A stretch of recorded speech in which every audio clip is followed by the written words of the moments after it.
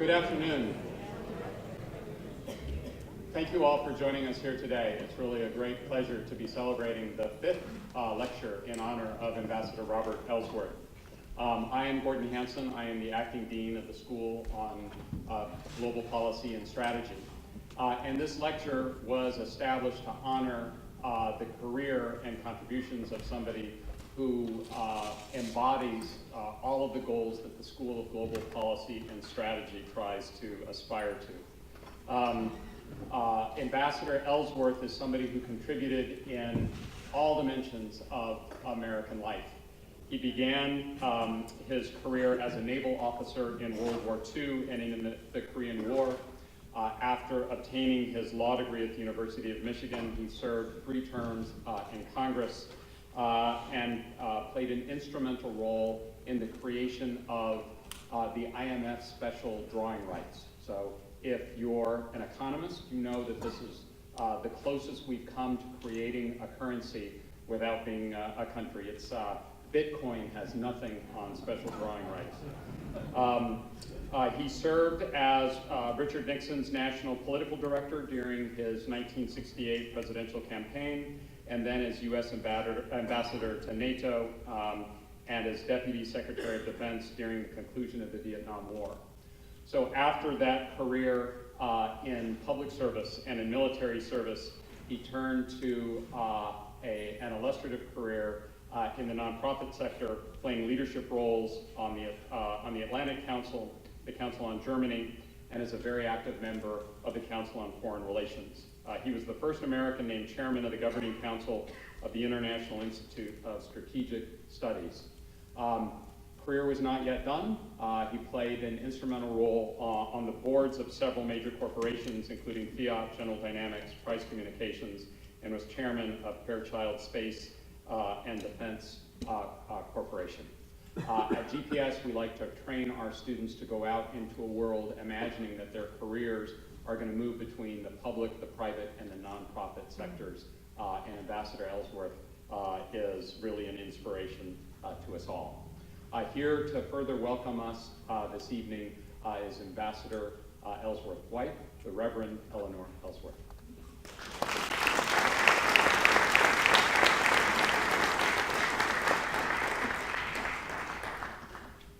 It's wonderful to see such a beautiful full house with everybody.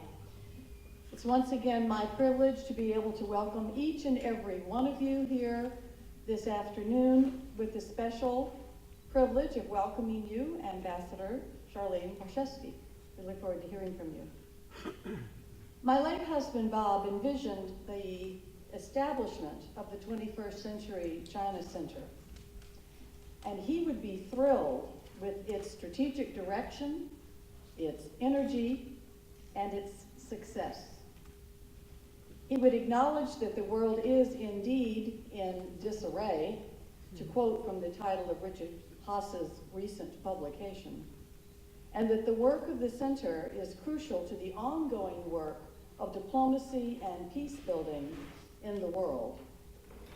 2 pillars of professional life that he had as a public servant. It is gratifying to know that Bob's vision and legacy is being lived out by the finest scholars and students right here, not the least of which is Professor Susan Shirk, to whom I now turn over the podium.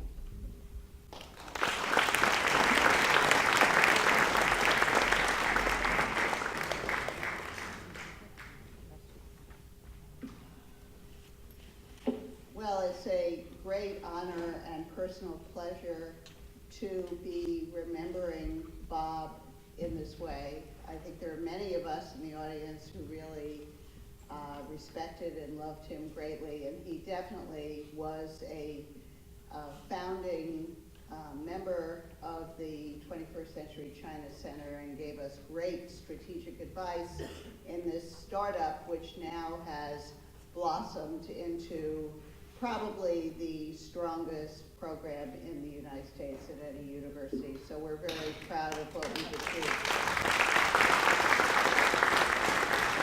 And of course, we couldn't have done it without this great community support, which means so much to us.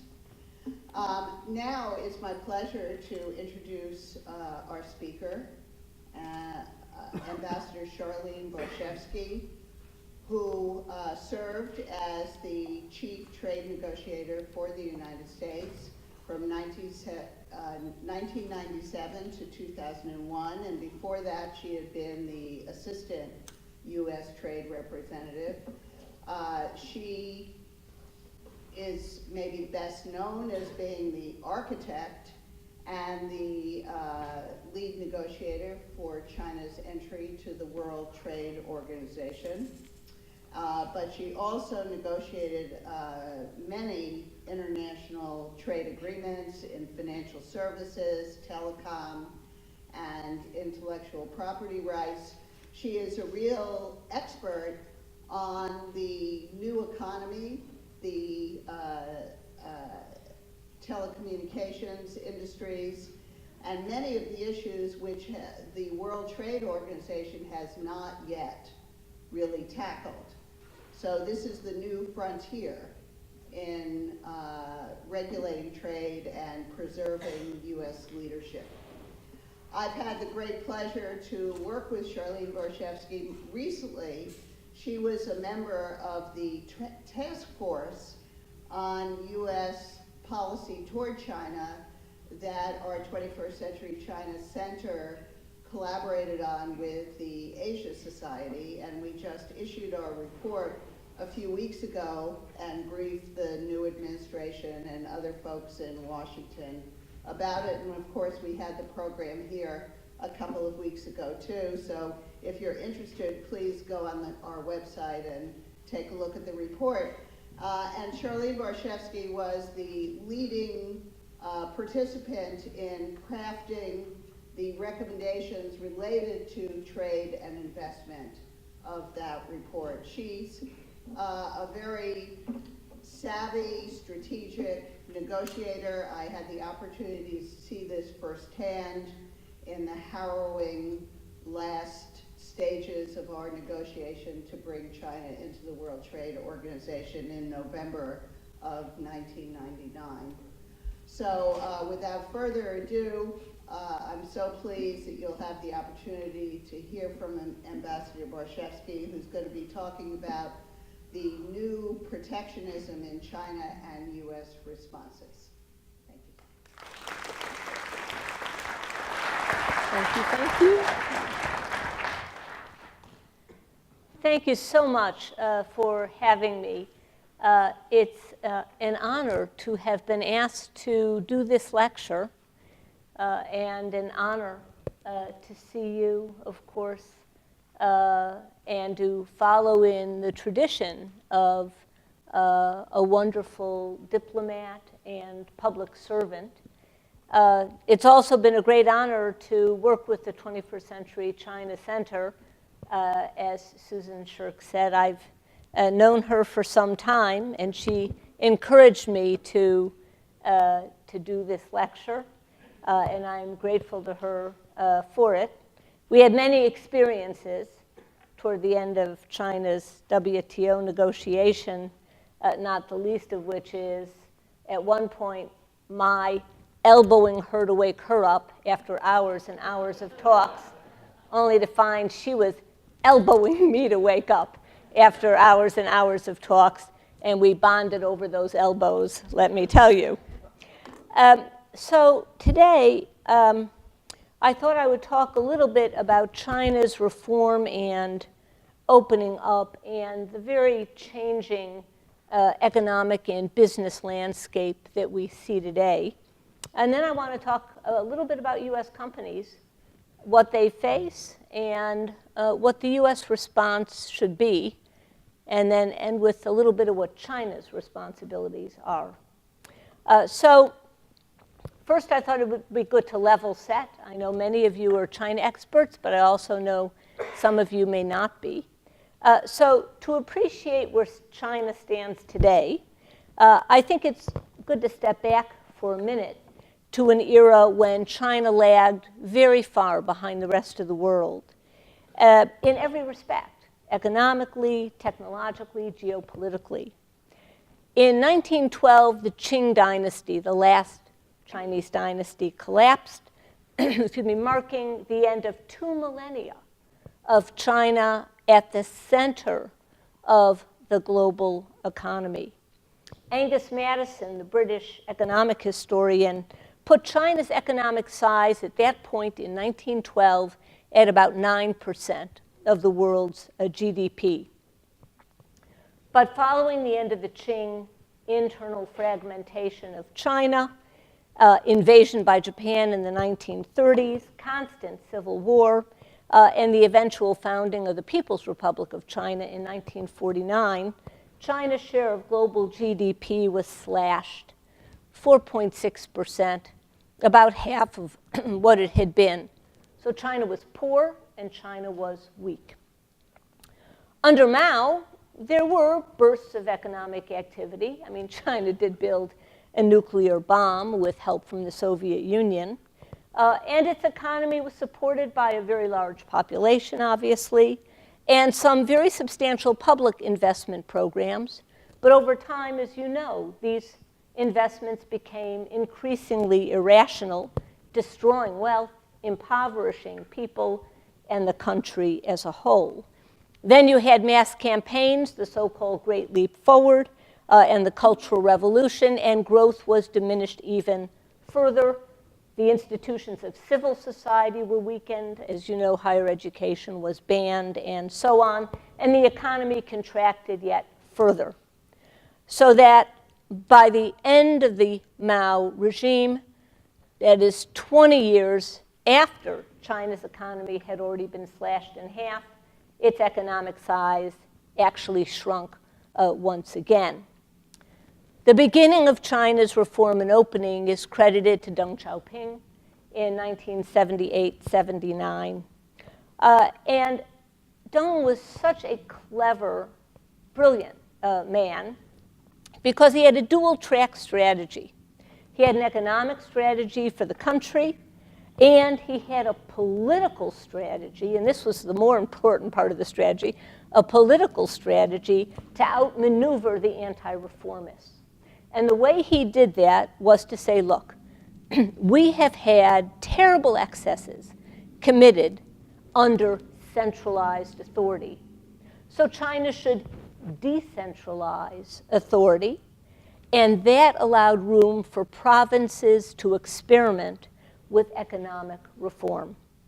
So in capsule form, Deng Xiaoping fueled the reemergence of China, first through a series of internal economic reforms. And he started with agriculture. China was an agrarian nation. And in 5 years, agricultural output soared by 33%. And in 5 years, rural net income increased 5-fold. And he did that by decollectivizing the farms, for example. He then, in 1980, talked about trade and tax incentives for business. And he set up limited acquisition of business by foreign enterprises. He started the first stock market in China in 1990. And all of this was sort of the first wave of China's economic reform and opening. But then there was a second wave, and it really was a combination of geopolitics and WTO accession.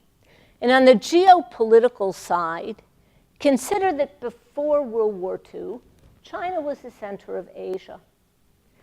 But during the war and following the Maoist period, you saw a bifurcation in Asia. It was an unnatural bifurcation, but it's what most of us grew up with. And that is China, rural, poor, over here with a couple of acolyte countries. And on this side, post-war, Japan, Taiwan, Singapore, South Korea, countries that followed a US economic model began to grow rapidly. So on this side, you've got poor country, but a lot of people, cheap, lots of manpower reserves. And on this side of the equation, wealthier countries, money, and technology. And what happened geopolitically? they merged. They merged as China normalized relations one by one by one by one with Japan, with Taiwan, with Korea, with Singapore, and so on. And so you had the merging of large manpower reserves, low cost, technology, and money. And this created the kind of China juggernaut that you see today. The reform and growth sparked by that was captured, expanded, deepened, broadened by China's WTO accession, building on all of the reforms that had occurred previously. So the result of these two waves of reform is nothing short of astonishing. We're only talking about a period of 35 years. This is nothing, 35 years. I mean, that's as old as I am. So China's share of GDP grew from 7.4% to now, in 2015, the last numbers available, 17.3%. China's economic size bested the US economic size on a purchase power basis in October of 2014. And its real economy has quadrupled in size in 35 years. China has become the world's largest manufacturing country by output. It's also entered the services sector. It is the major trading partner of over 130 countries in the world. It is our number 2 export market. It is our number 1 trading partner in the world. And all of this has been accomplished in no time at all. China's role as a global importer is equally impressive.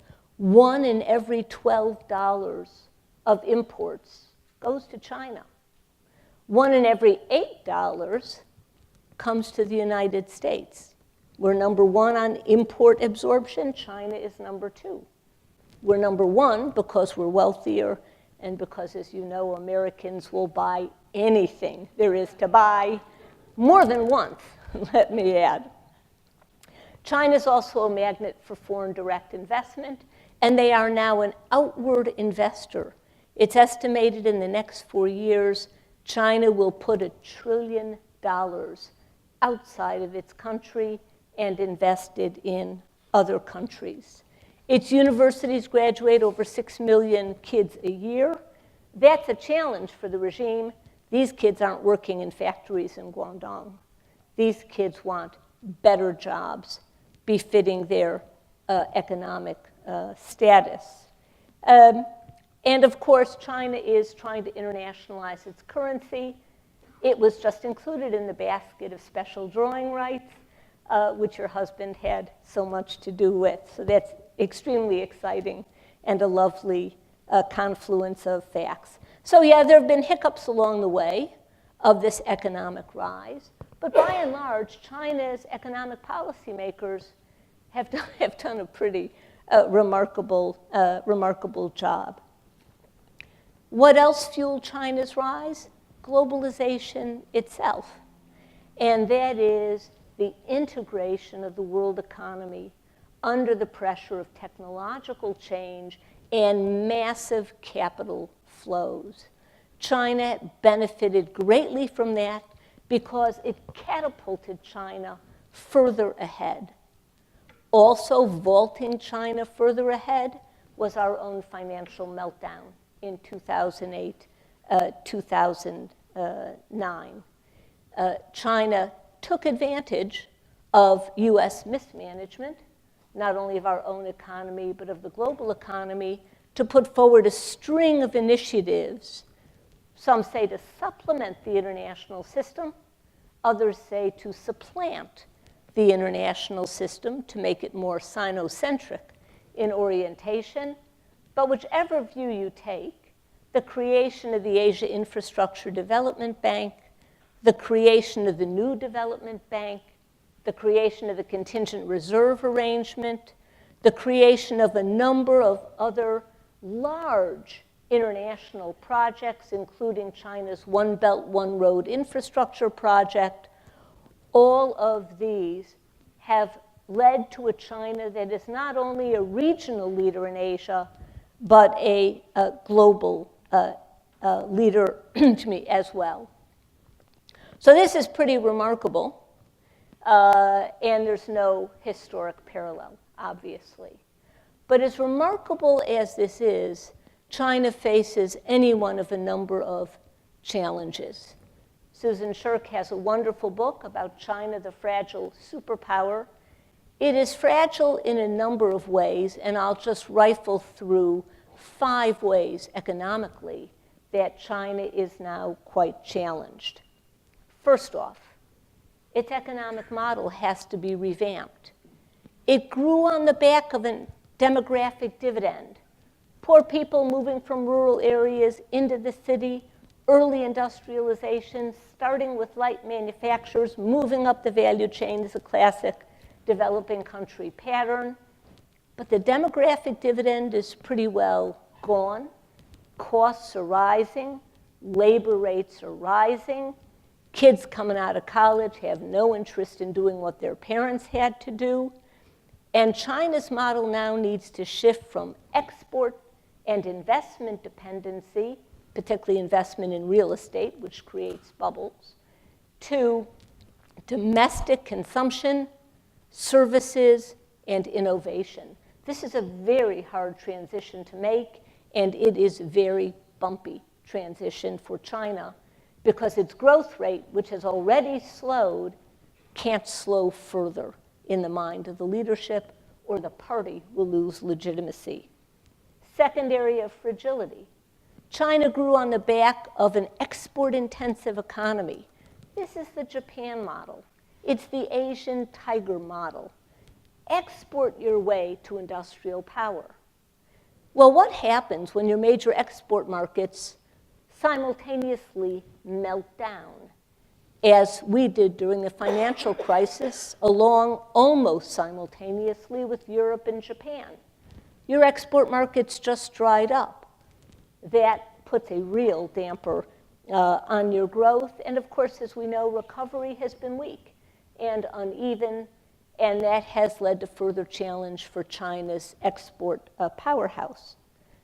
Third area of economic fragility. China's rise is dependent on rampant industrialization. The rate of investment in China that has gone into industrialization is far in excess to what it was in Japan or Korea at a similar level of development. So China followed the East Asian growth model, but on steroids. 1/2 of all land use in China is for industrial purposes. 1/2. The global average is 10 to 20%. The skewing of land use in this way is exacerbated by local government competition for money to maximize GDP growth so local officials can get promoted in the Chinese systems. And what happens when you industrialize to that extent? The environment takes an enormous beating. So when you look at the rate of environmental degradation in China, it is absolutely horrifying. 60% of China's groundwater is contaminated. There's substantial heavy metal contamination in China. Life expectancy in the north of China is 6 years less than it used to be because of air pollution. 74 species are at risk in China of extinction because of the air, the water, and the ground.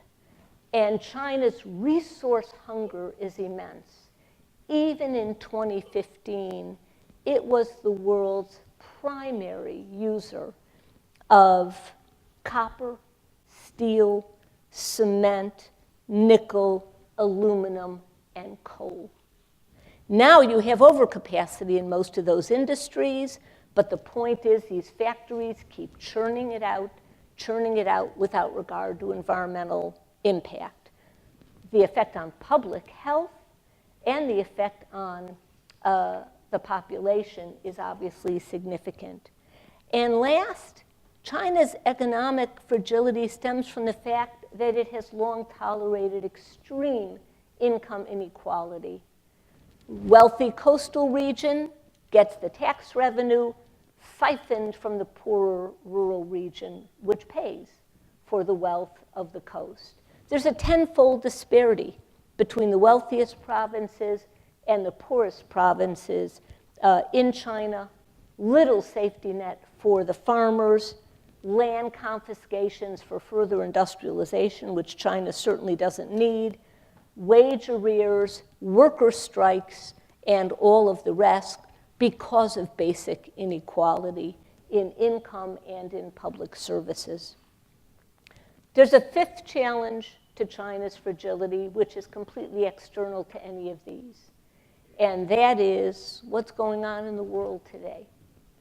So between Brexit, nationalist, anti-immigrant, anti-trade leaders vying for supremacy in other countries in Europe, the election in the US of Donald Trump on an anti-foreign protectionist platform, the questioning of the relevance of basic institutions like the WTO, like the IMF, like the World Bank, like NATO, like the European Union.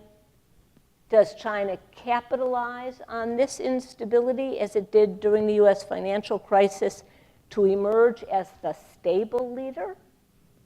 Or does China make mistakes, act rashly as it fears market closures to its goods and to its investments? We don't know what the answer to that is, but what we do know is this, that China's reform and opening has stopped.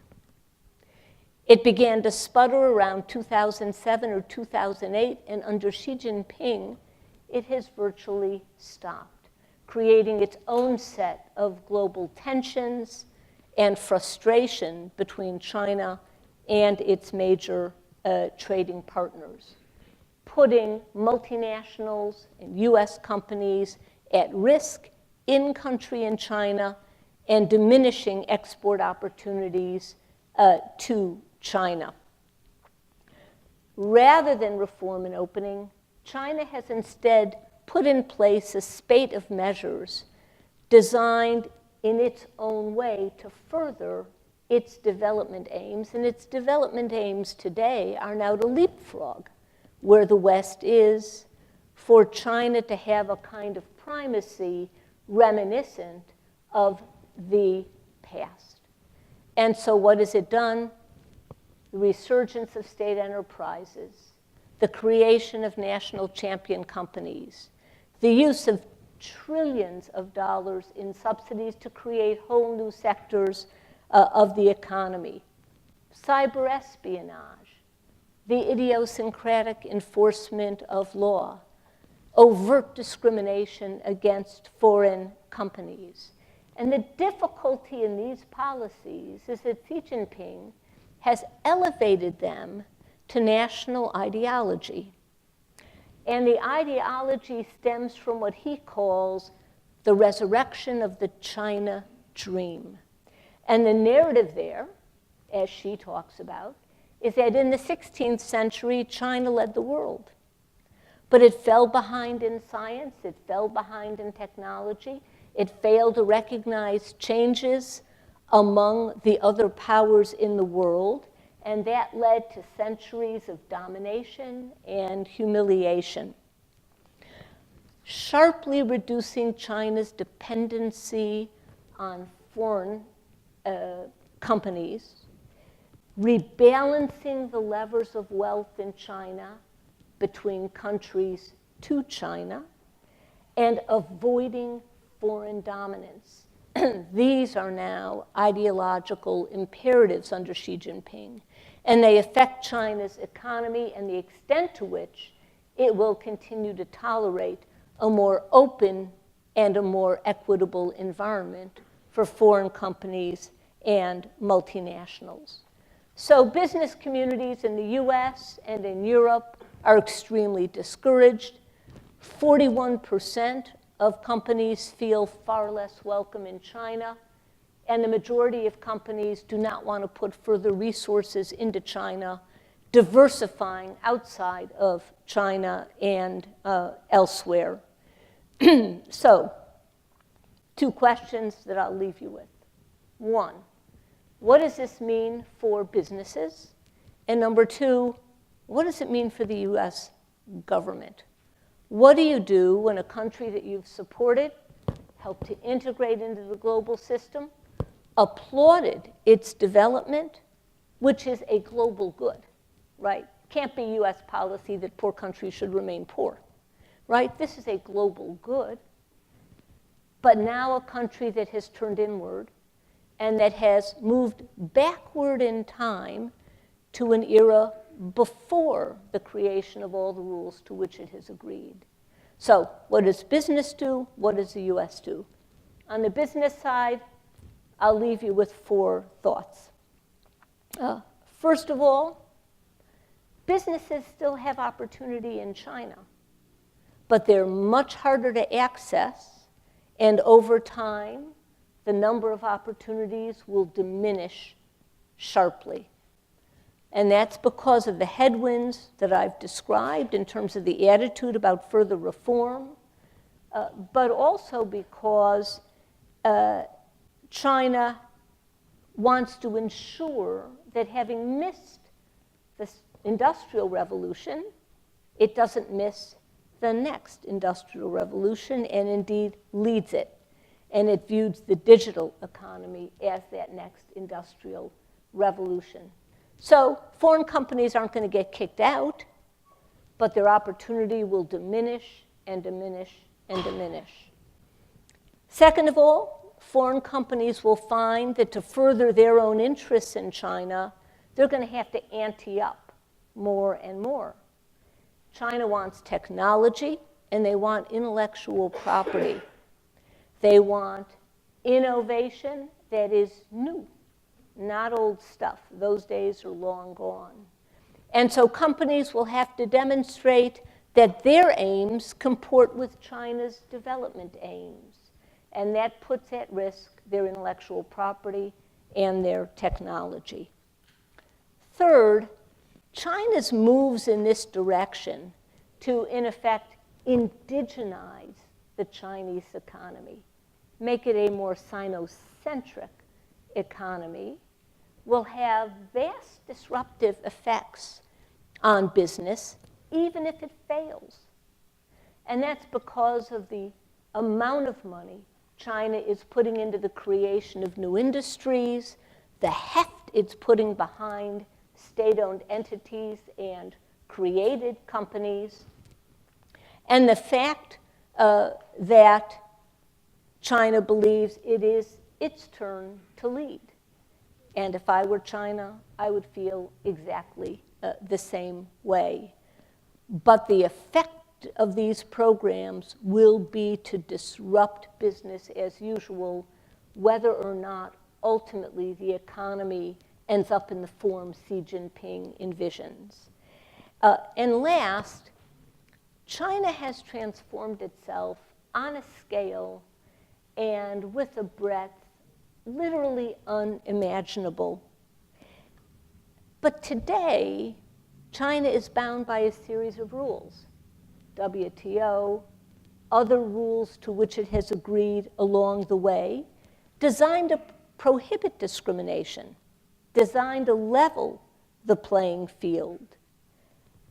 To the extent countries like the United States or Europe begin to move away from these global institutions which have disciplined behavior, China's freedom to move in directions that are highly exclusionary will be enhanced. And that is a danger for business and, of course, beyond. So those are 4 thoughts about business. What about the US government? Well, there's no question that China has adopted an increasingly mercantilist bent, a more zero-sum mentality than in the early years of its WTO accession. The US economy is the world's most open major economy. It has remained that way since World War II, as we've brought our own high smoot hole of tariff barriers down over time, and as we basically welcomed the use of our economy as a means to enhance the prospects for what was then a war-torn, decimated Europe. So our economy has remained quite open, including on the investment side. But that fact, coupled with China's backsliding, has fueled a kind of resentment. And you saw this in the campaigns, even Hillary Clinton, not just Donald Trump. The notion that somehow we're getting the short end of the stick, that the relationship is no longer reciprocal. The Trump campaign said it most pointedly, we're being cheated. They're cheaters. They shouldn't be allowed to cheat. Now, I'm happy to say that rhetoric has diminished some, and we saw the Trump administration do an about-face on the one China bargaining chip gambit, which didn't work very well. And we've seen quiet with respect to the issue of currency manipulation, which, by the way, China is not at this juncture. So that's good. But the policy bent of the Trump administration is actually quite clear, putting aside the more recent tone down in rhetoric. And this policy bent is evident most recently by a report the new administration issued just a couple days ago on its trade agenda. And there are 4 fundamental tenets to the trade agenda. China isn't mentioned by name generally. It is a few times. But 3 of the 4 of these is directed at China, and a bit to Mexico, and a bit to Germany, and a bit to a few other countries that have been designated. And what are the 4 points on this trade agenda? Number 1, strictly enforcing US trade laws, including unilateral retaliation by the United States against unfair trade practices. Point 2, using leverage to open foreign markets, which again might mean the unilateral imposition of tariffs if those markets don't open. Number 3, negotiating new and better trade deals, which would encompass mandatory deficit reduction, mandatory trade deficit reduction. We can talk later about the irrationality of that. And then number 4, and this is from the point of view, putting China aside, of the global leadership role, a reassertion of US sovereignty over trade policy. And what this means is, if we're sued in the WTO and we don't like the outcome, tough, we won't comply. And that's what this means. Now, it's always been the case no country has to comply with the WTO ruling because the WTO in the US is not law. US law is law. But never has this notion been elevated to a point of policy, as though this is a potential goal. So the analog would be the litigants in a US court have a case heard before a judge, the judge decides, and the losing party says, well, I don't care. I don't care what you say. So that is the most disturbing aspect of all of this with respect to US leadership in the rule of law. The other 3 items, though, in the extreme, the unilateral imposition of tariffs by way of punishment and action against Chinese investment in the United States, if implemented, would constitute a wholesale change in US policy and the way we've generally conducted international affairs. So the question arises, if you're China, what do you do? So one answer, and I have to say this because I'm an American and a lawyer, you sue, right? So China will sue. That's fine. It takes years. So as the administration would likely say, let them sue. But what else could China do? Well, China ought to do what its third-party plenum report said it would do, and it should do what its 5-year plans have said it would do, and it should do what its public statements have said it should do, and it should do what Xi Jinping said in Davos China would do, which is reform and further opening of its economy. This would be a good place to start. China has already identified it in its own interest, and but for this ideological twist that Xi Jinping has put on this, this is the direction China should go if it wants to revamp its economic model, recreate a sustainable growth rate in the country, and generally open opportunity, including for its own entrepreneurs. That's one of the things China could do.